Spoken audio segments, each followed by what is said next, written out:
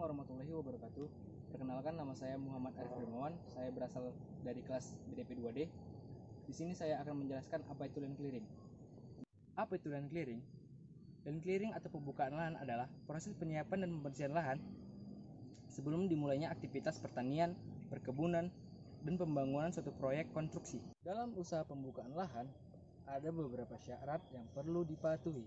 Di antaranya yaitu lahan yang akan dibuka bukan lahan areal yang terlindungi atau bukan termasuk areal yang konservasi. Yang kedua, perlu memperhatikan analisis mengenai dampak lingkungan atau AMDAL. Yang ketiga,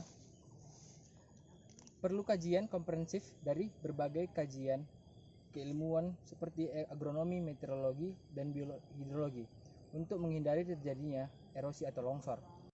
Ada berbagai metode yang dapat digunakan dalam pembukaan dan pengolahan lahan, yaitu 1. Teknik tebas bakar atau slash and burn. Salah satu keuntungan dari metode pembukaan lahan ini adalah karena dianggap lebih murah, cepat, dan praktis dibandingkan dengan menggunakan metode jerry burn tanpa bakar. Namun di sisi lain, metode ini mempunyai kelemahan, yaitu akan berdampak pada menurunnya kandungan bahan organik dan juga akan menyebabkan kebakaran. 2. Mekanis atau tanpa bakar, yaitu zero burn. Land clearing secara mekanis artinya pembukaan lahan dengan menggunakan perlengkapan dan peralatan modern tanpa dilakukan proses pembakaran lahan. Land clearing dengan cara mekanis dapat menggunakan alat bantu seperti berikut ini. Check it out. Yang pertama adalah bulldozer atau ekskavator.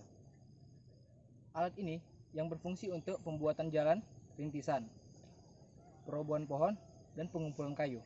Biasanya sering digunakan di pembukaan lahan. Yang kedua adalah chainsaw. Chainsaw biasanya digunakan untuk penebangan atau pemotongan dan perencekan pohon. Ketiga adalah traktor. Alat yang berfungsi untuk merumput cabang, ranting, dan pohon, serta untuk pengolahan tanah dan penyiapan lahan. Saya akan menjelaskan kelebihan dari zero burn tanpa bakar. Yang pertama adalah mampu melindungi lapisan humus dan mulsa.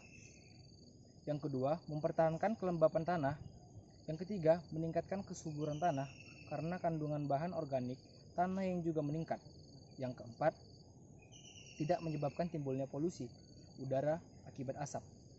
Menjaga level pH tanah sehingga lebih banyak digunakan di perkebunan. Tahapan-tahapan atau proses pembukaan lahan diantara lain adalah yang pertama, survei tatanan batas. Survei tatanan batas dilakukan sesuai dengan rencana program kerja perusahaan. Yang kedua, penyusun tata ruang. Penyusun tata ruang disusun berdasarkan hasil survei lahan.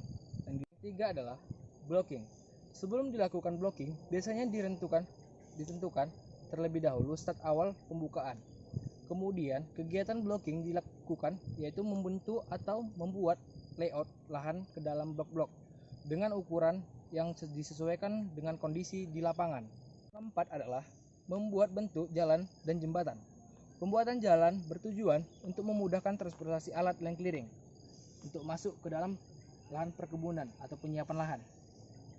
Ini adalah limas dan tumbang.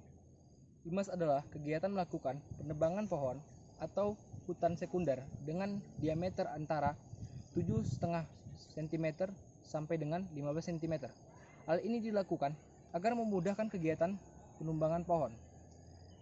Namun tumbang adalah pekerjaan menumbang pohon dengan diameter di atas 15 cm dengan tinggi sisa tumbangan 60 cm. Yang keenam, stacking atau merumpuk atau pembersihan lahan. Pekerjaan ini adalah untuk menyusun sampah hasil limas tumbang ke dalam rumpukan agar areal siap untuk dimanfaatkan sebagai proyek bangunan ataupun untuk ditanami. Dalam proses ini pengerjaannya dapat menggunakan bulldozer ataupun ekskavator. Jadi, kesimpulannya adalah dengan menggunakan metode kerja dan prosedur land clearing yang tepat akan sangat berpengaruh terhadap upaya pembukaan lahan yang aman dan ramah lingkungan. Dalam proses pelaksanaannya dapat dilakukan modifikasi sesuai kondisi dihadapi tanpa mengurangi tujuan yang telah ditetapkan dalam land clearing. Nah, demikian yang bisa saya sampaikan. Lebih dan kurang saya mohon maaf. Wabillahi taufiq wal hidayah. Wassalamualaikum warahmatullahi wabarakatuh. Selamat siang.